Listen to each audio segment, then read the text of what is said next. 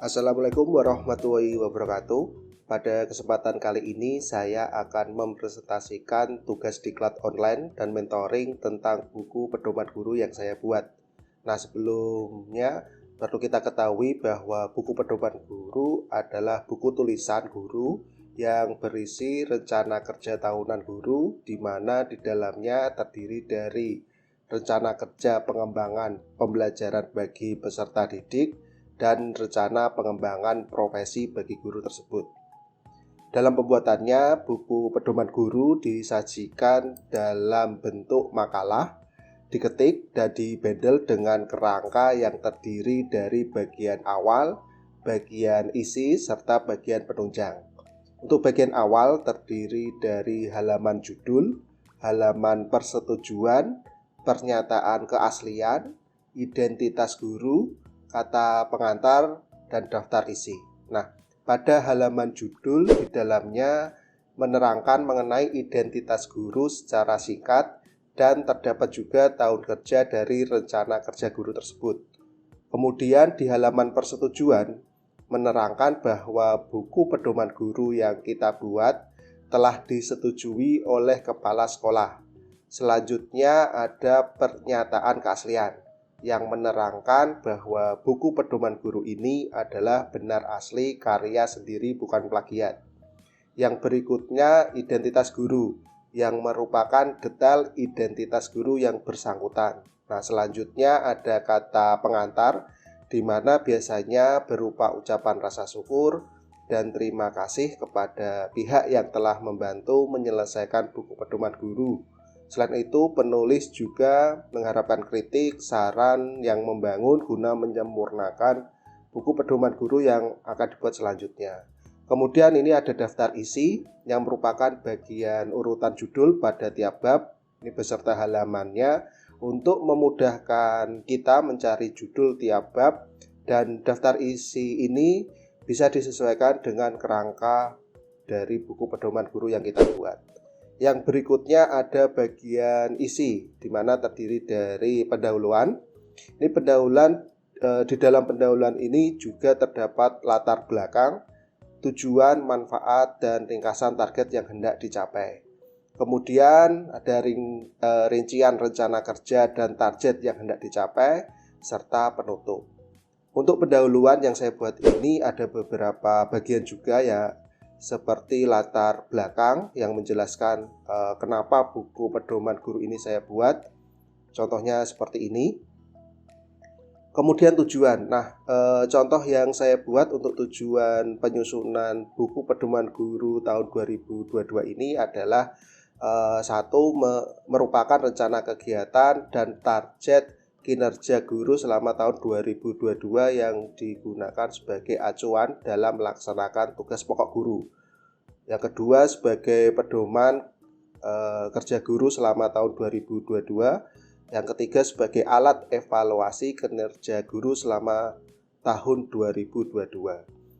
Dan yang keempat, sebagai upaya untuk meningkatkan kompetensi guru dalam kompetensi pedagogik, kepribadian, sosial, dan profesional. Nah, selanjutnya manfaat. Sebagai contoh yang saya buat, manfaat penyusunan buku pedoman guru tahun 2022 ini adalah misal bagi peserta didik, ini memberikan pelayanan yang optimal, kemudian pembelajaran yang bermutu dan bermakna. Kemudian bagi guru, pengembangan diri untuk mencapai kompetensi dasar yang disyaratkan bagi profesi guru. Yang kedua, meningkatkan keterampilan dan kemampuan guru untuk menghasilkan publikasi ilmiah. Serta contoh bagi sekolah adalah yang pertama, dapat digunakan kepala sekolah sebagai acuan untuk menilai kinerja guru maupun pelaksanaan supervisi di sekolah. Yang kedua, dapat digunakan pengawas sekolah untuk melaksanakan supervisi di sekolah.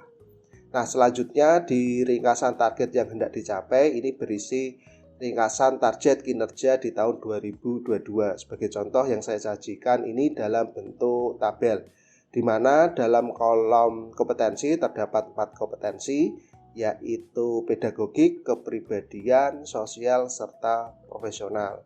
Sebagai contoh di kompetensi pedagogik ini ada nama kegiatan, yaitu merencanakan pembelajaran dengan target yang diharapkan adalah merancang pembelajaran dengan memperhatikan karakteristik peserta didik, pengembangan kurikulum, potensi peserta didik, yang dibuktikan atau hasil yaitu ada KALDIK, rencana minggu efektif, analisis KIKD, Prota, Promes, Silabus, dan RPP. Nah, ini begitu pula untuk kompetensi yang lain, sama. Selanjutnya, rincian rencana kerja dan target yang hendak dicapai. Dalam rincian rencana kerja dan target yang hendak dicapai, ini merupakan rencana guru yang dalam meningkatkan kompetensinya sebagai guru, yaitu kompetensi pedagogi, sosial, kepribadian, serta profesional. Dan sebenarnya kurang lebih sama dengan ringkasan target yang tadi saya jelaskan. Namun ini lebih detail, yaitu disajikan dalam satuan waktu bulanan untuk selama setahun. Kemudian ada deskripsi kegiatan yang akan dilaksanakan pada minggu keberapa, kemudian serta apa hasilnya. Dan ini adalah contoh rincian rencana kerja bulan Januari.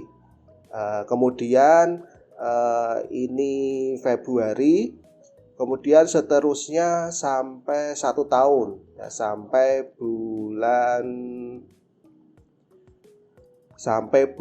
Desember, ya, bulan Desember. Nah, selanjutnya penutup. Dalam penutup ini saya menjelaskan ringkasan rencana kegiatan dan rencana target yang ingin dicapai yang akan penulis lakukan dalam kurun waktu 1 tahun. Kemudian terakhir yaitu bagian penunjang, yaitu memuat lampiran-lampiran yang menunjang rencana kerja tahunan. Misalnya ada KALDIK, rencana minggu efektif, analisis KIKD, Prota, Promes, Silabus, RPP, instrumen penilaian, dan lain sebagainya. Nah, mungkin itu saja yang bisa saya sampaikan mengenai buku pedoman guru yang saya buat.